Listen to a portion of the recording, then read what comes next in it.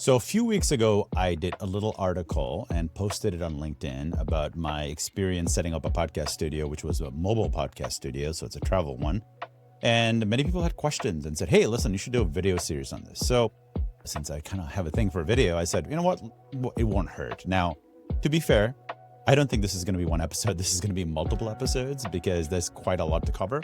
But I want to kind of give you the gist of this. So I've had a podcast for a couple of years, and frankly, it was always on a remote online podcast. I'd use Ecamm Live. You can use so many tools today. There's Riverside, et cetera, et cetera.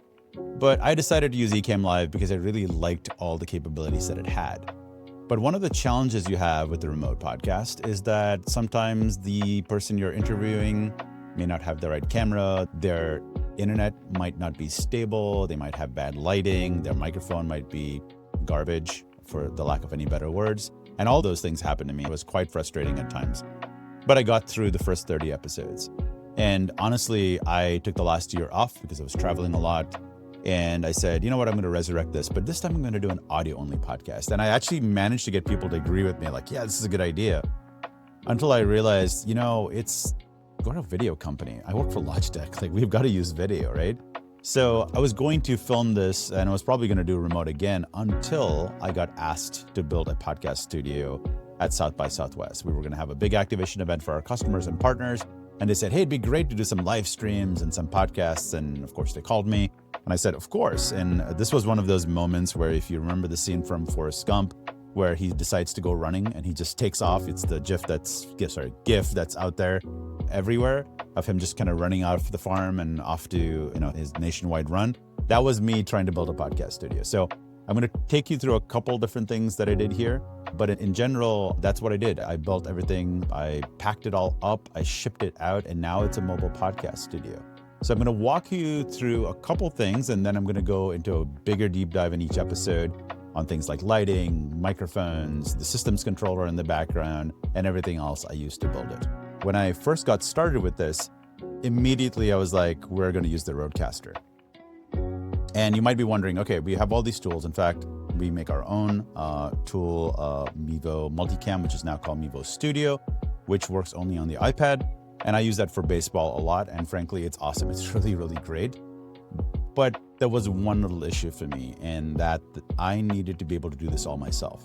I needed to design it myself, build it all out physically myself, build cases for it, take it on the road, set it up, break it down, and more importantly, because I was going to use multiple cameras, I wanted those cameras to work themselves. And what I mean by that is automatically switch the angles. So at the end of the day, I'm not spending weeks or days, for that matter, sometimes, editing videos, right? I don't have the time for that. And I knew at this event I would be recording a lot of podcasts. I didn't realize it would be 15, so that's quite a lot. But I will say that this little device saved me a lot. So I've designed this entire system around the Rodecaster video because it has this awesome feature called Auto Switch, which is that button right there, that automatically will switch to whoever's talking. So it gives you more of a real-time switcher effect. And again, I'm doing this all myself. I don't need anyone else. I can do it pretty much, set it up all myself, record it myself, edit myself. That was the theory behind it. So anyway, back to that. So the Rodecaster is where all my cameras come through. And I'll probably, most likely, I will have an episode for each of these different things that I've planned, everything from lighting to cameras to audio. But just as an overview, Rodecaster is like my central command for everything. It automatically does all the switching for me, all the audio. The other thing that's really nice about this device is that it has the internal wireless receivers, which means you can use two of the Rode wireless transmitters from your guests, which go directly into this device. And there's so many reasons why that's a good thing. And also what I learned the hard way is that I had a lot of RF interference, which means I had audio that went bad during the actual podcast. And the nice thing is I was actually forcing these to record locally, which means I still have the original audio on these microphones. So now I can use those and bring them back together in Final Cut or whatever else you decide to use. And then the other big piece to this entire setup was cameras. I decided to use the Logitech Our Own cameras. These are the Mevo Cores. These are really, really awesome cameras. I use them for almost everything, including creator type podcast scenarios, studio things, as well as a lot of baseball, recording my band, things like that. So it's fairly versatile. It is a micro four thirds lens, so you do have to buy your own lenses. I have Olympuses on these. I use Sigmas. In fact, this one is a Sigma 16 millimeter that I use at my desk. But those are also typically the lenses that I would use in a podcast. Now, when I imagined it, right, I was like, okay, what is this thing going to look like? This is what came to mind originally. And, so basically I said, hey, I'm going to build a backdrop, which I did. And we'll talk about that in another episode. I needed really good lighting. I wanted to kind of do some of the Rembrandt lighting, a little bit that you may see here. It's like really bright on this side, a little less so bright on this side, using a fill light to fill the whole scene up.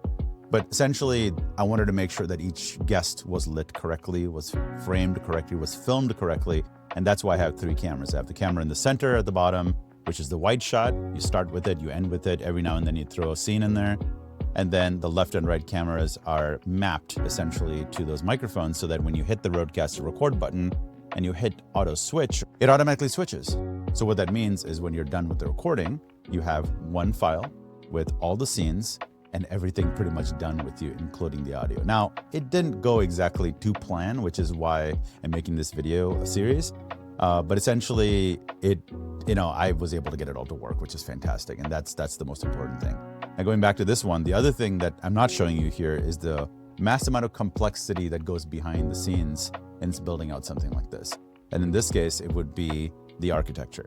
So like I said, I had the Rodecaster right in the center of all of it. All my cameras were hooked up to it via HDMI. Of course, they were all powered as well, even though the Mevo Core can support up to 6 hours worth of battery. When you do use HDMI, it's going to use a little bit more battery. To control everything wirelessly, I added a router. I had problems with that as well. I will talk about that.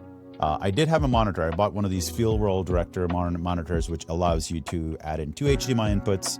So I had 1 HDMI input coming out of the Rodecaster to show my program, so I know that it's doing the right thing at any given time.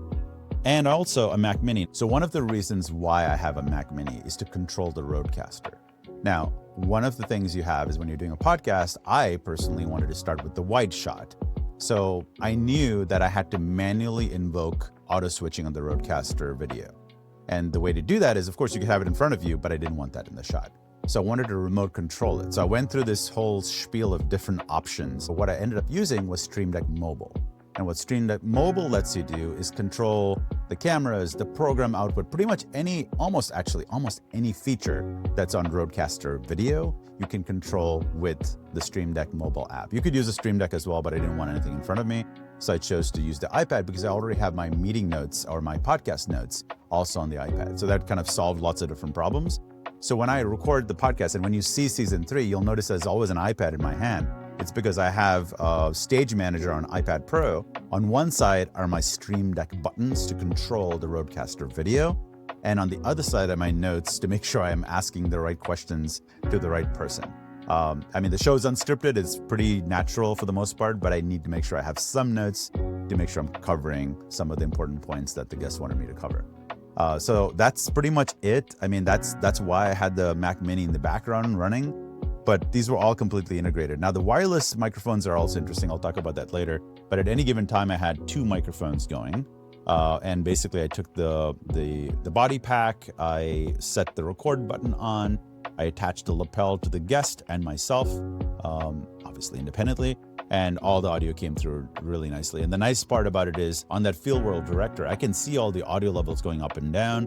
I can see that the cameras are switching, so I know that it's actually recording at any given time. Requires some muscle memory, by the way, to remember all these different things, but for the most part, it's pretty straightforward.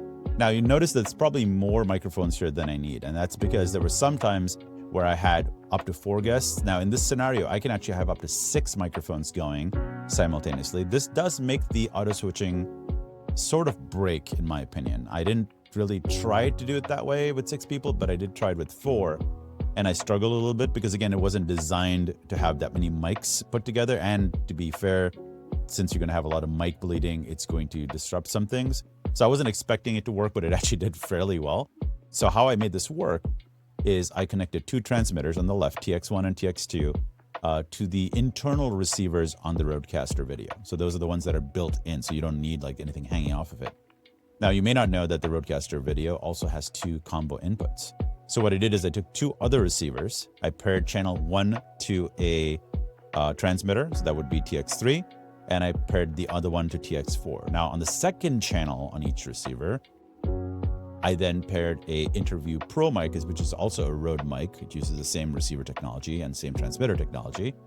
So now I have handhelds and I have lapels. So now I have best of all worlds. And if I do have that one podcast that happens to have 6 guests, I can now mic them up and it will be awesome. And I'll be able to get all the audio. Even if there's RF interference, I can get it on the actual mic itself.